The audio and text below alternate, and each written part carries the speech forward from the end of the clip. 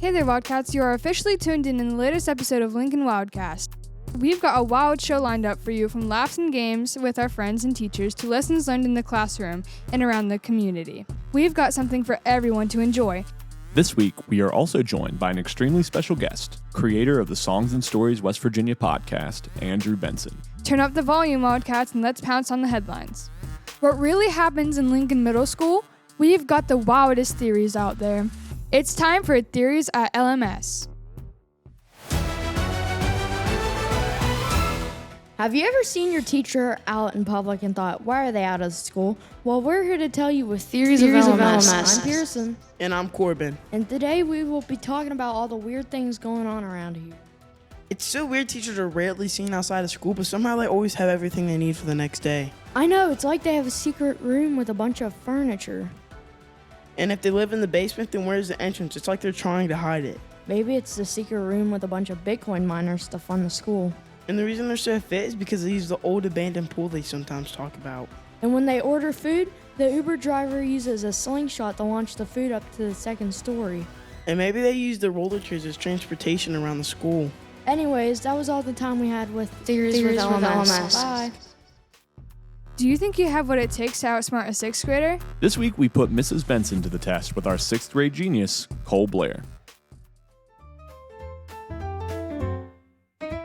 What's up, Wildcast? And we're back with Are You Smarter Than a Sixth Grader? I'm Lillian. I'm Peyton. And I'm Mark. Let's welcome our contestants, student Cole Blair and teacher Mrs. Benson. All right, let's jump into some English. Question 1. What's another word for pavement? Go ahead, Miss Benson. Asphalt. Yeah. Correct. Okay, I That's was making it correct. harder than that. Sorry. Question 2. In the sentence, we drove our new car to Florida. Identify the proper noun.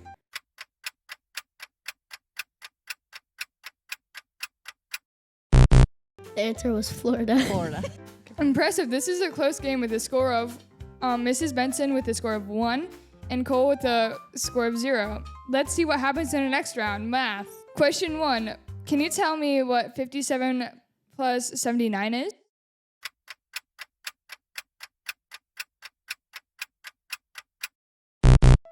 The answer is 136. Question 2. What is the median of this data set? 2, 8, 3, 10, and 5. Isn't it 5? Well, if you put the numbers in order, yeah. So we'll give you that one. That's what he was doing. I knew Yeah. he was. He was trying to rearrange them in his mind to get them least to greatest, which is the proper technique to do it. Good job, Cole. All right, the score isn't bad so far, and it's a tie. Cole 1, Mrs. Benson 1. Now it's going to get a bit tricky. Okay. Trick questions. Oh, no. Question 1. What is so fragile that even saying its name, it breaks?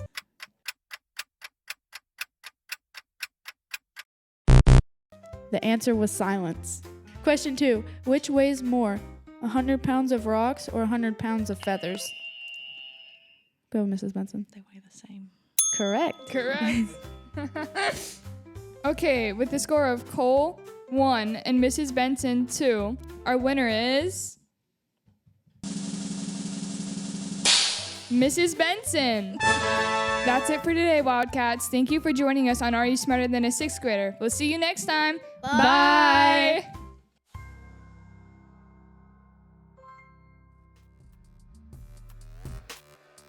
Who's the greatest of all time? We've got our team on the go to break it down and fight it out. Hi, welcome back to The GO.A.T with Braylon, Cole, and Aiden. Today we'll be debating the MVP of basketball with our guest, Will Ashcraft. Will is going to decide who has the best debate for the MVP.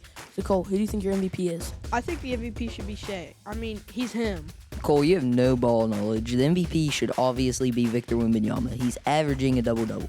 This shouldn't even be a debate. The MVP should obviously be Stephen Curry. I don't know, Braylon. Stephen Curry hasn't been that good this year. What do you mean, bro? Stephen Curry has dropped 30 the game he came back from injury. But Wemby actually plays defense, though, unlike Shea and Curry. It doesn't matter, though. Shea gets to the free throw line to get easy points. Curry is the best all-time three-point shooter. He can shoot over 40 feet with ease. Wemby would lock down Curry any day of the week. Have you seen Curry's speed? He would pass with me before he can even get back on defense. Shea's going to be the MVP again this year. I don't know. These are all good players. I don't think it'll be Stephen Curry just because the injuries he's been dealing with. So, yeah, he's out of there now. I think it'll be Victor Wembanyama just because he plays defense, and I like defensive players, and he can do anything. He can guard on the outside, inside, and he can shoot the ball. So he's almost impossible to guard. And Shea, I mean, yeah, he's good, but, like, he don't play defense, and he's lazy. So, yeah, I think Victor Wembanyama is going to be the MVP. That's who I think will be. All right, well, that's it for today's On the Go. And we'll see you next time with Braylon, Colt, and Aiden. Up next is Closeout Report, where we break down all things in Lady Wildcats and Lady Cougar sports. This week, the team sits down with Macy Bart for an exclusive interview. This is Closeout Report with Sophia and Hallie. We are here today with Macy Bart, a volleyball player for Lincoln Middle and Mountain State Storm. Macy, what do you consider your biggest strength on the court and why? I would say my biggest strength on the court is probably serving because I have lots of control and I also can place the ball wherever I need it to go. Next, how do you handle high-intensity situations in a game? I try to reset and just be intentional of what I'm doing and just worry about my next move. Lastly, what is an individual volleyball goal you have for yourself and why? A goal for myself, but also for the team, is to make an impact on the team and hope to win more games. Thanks to Macy Bart for the great interview, and that's Game on Closeout Report with Sophia and Hallie.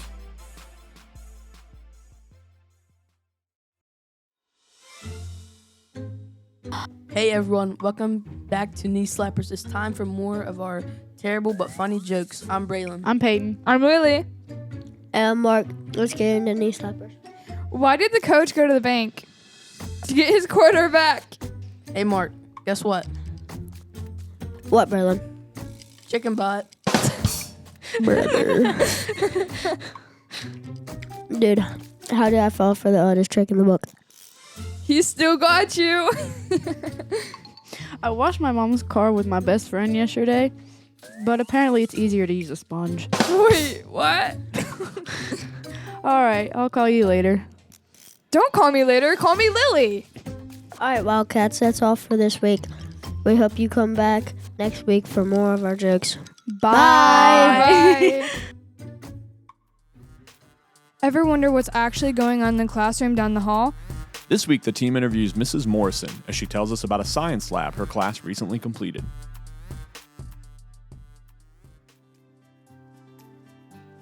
Welcome back to Backpack Decoder. Today we're asking Mrs. Morrison, our science teacher, about our latest project. I'm Peyton. I'm Lillian. I'm Sarah. I'm Savannah. Can you tell us about the project you're working on? We know it was a dissection, but what were you dissecting? Well, the students dissected sheep brains first, and then cow eyeballs. How does the anatomy of a sheep brain compare to a human brain? It's similar in a lot of ways. That's why we use them. And cow eyeballs are very similar to human eyeballs. So there's a lot of similar parts. They have the same names in most cases. And yeah, so it's a good way to learn how the systems work together in the body. How did the students enjoy this project? They did. Most of the time, people are pretty grossed out when they first hear about it. So I start talking about it around Christmas time, about how great it's going to be. And I'm not wrong. It is great. But when you first hear it, maybe people are kind of grossed out. But actually, when we get into it, most students love it, as they should, because it is awesome. Thank you for sharing with us, Miss Morrison. We'll see you next week with Backpack Decoder. Bye. Bye. Finally, let's go over to our special guest interview team as they sit down with creator of the Songs and Stories WV podcast, Andrew Benson.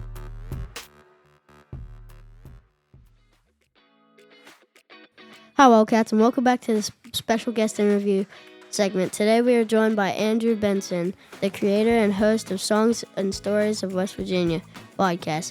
Thanks for joining us, Andy. Thanks for having me. Let's get into our first question. Why did you start podcasting?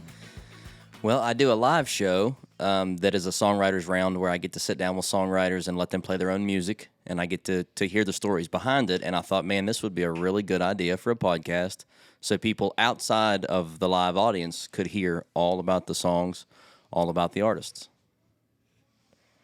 What's your favorite thing about creating podcasts?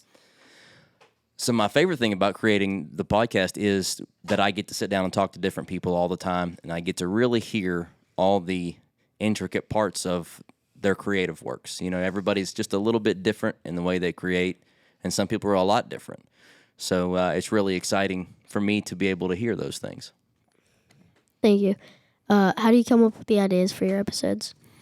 So the show itself has a theme, and it's generally a long-form spoken word format where I just really get into a conversation.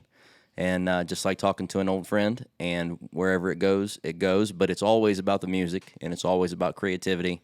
And at the end of the episodes, I get them to play one of their songs, and it's usually always a really good time, but it's always very informative from the eyes of a songwriter. So, Thanks for joining us, Dad. Wildcats, make sure to check out all the Songs and Stories WV podcast available on all your podcast platforms. Stay wild and catch you next time on the Lincoln Wildcats.